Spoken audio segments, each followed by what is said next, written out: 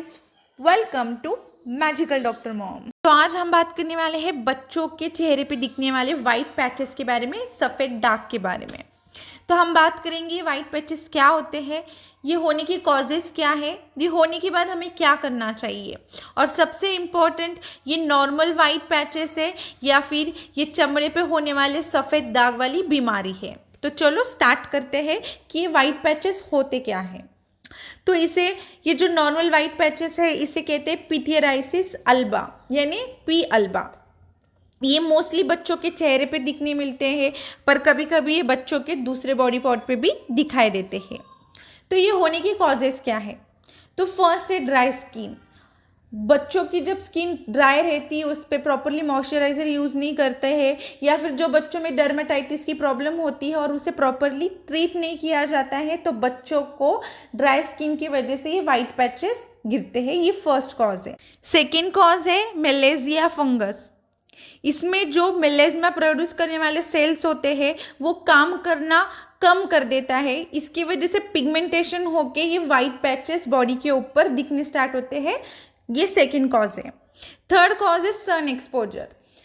जो बच्चे बहुत ज़्यादा सन में एक्सपोज होते हैं और उनको प्रॉपरली सनस्क्रीन नहीं लगाया जाता है, उन बच्चों में भी ये पैचेस दिखाई देते हैं। बहुत सारे लोगों में ये गलत फहमी है, ये एक मीथ है कि बच्चों को जब वर्म्स होते हैं तो वो बच्चों के चेहरे पे ये वाइट पैचेस दिखाई देते हैं, जो कि गलत है। वर्म्स की वजह से बच्चों के चेहरे पे वाइट पैचेस नहीं आते। अब बात करते हैं, अगर बच्चों में नॉर्मल वाइट पैचेस है यानी पी अल्बा के पैचेस है तो क्या ट्रीटमेंट करना चाहिए।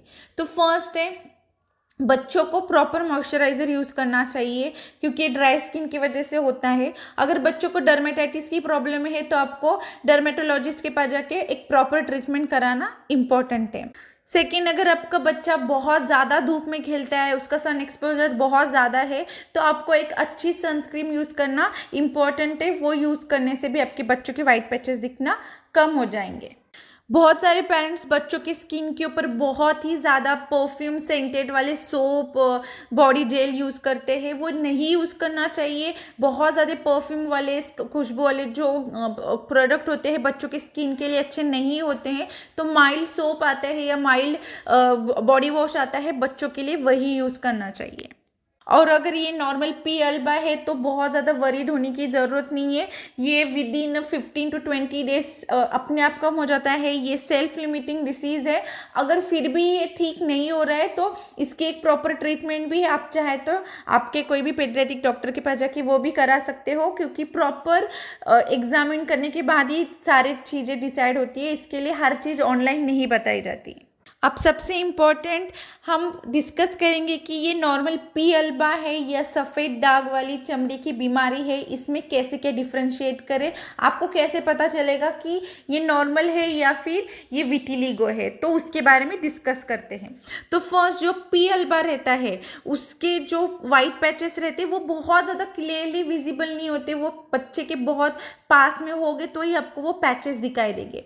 पर जो विटिलिगो है, जो चमड़ी की बीमारी होती है, उसके जो वाइट पैचेस रहते हैं वो बहुत ज़्यादा दूर से ही विजिबल होते हैं, और वो सिर्फ फेस पे नहीं होते, वो बॉडी के दूसरे पार्ट पे भी आना सेकेंड है, अगर आप पी अल्बा के जो पैचेस होते हैं उसको टच करोगे तो वो बहुत ही ड्राई और स्केली होते हैं। पर जो विटिलिगो के दाग होते हैं उस पर अगर आप हाथ फिराओगे तो वो बहुत ही स्मूथ होते हैं और उसकी शाइनिंग वाले होते हैं, उसमें बहुत ज़्यादा शाइन होते हैं वो पैचेस में। ये बड़ा डिफरेंस है दोनों के बीच में। नेक्स्ट है, ये बहुत ही जो पी अल्बा के पैचेस होते हैं बहुत ही लाइट होते हैं, वो बहुत विजिबल नहीं होते। पर जो विटिलिगो के होते हैं वो एकदम मिल्की वाइट होते हैं, थोड़े से पिंकिश होते हैं, और उसमें हल्की सी ईचिंग भी होती है बच्चों। नेक्स्ट पॉइंट है फैमिली हिस्ट्री। तो ये जो नॉर्मल वाइट पैचेस होते हैं जिसे पी अल्बा कहते हैं, उन बच्चों के फैमिली में किसी को भी विटिलिगो की बीमारी नहीं होती है।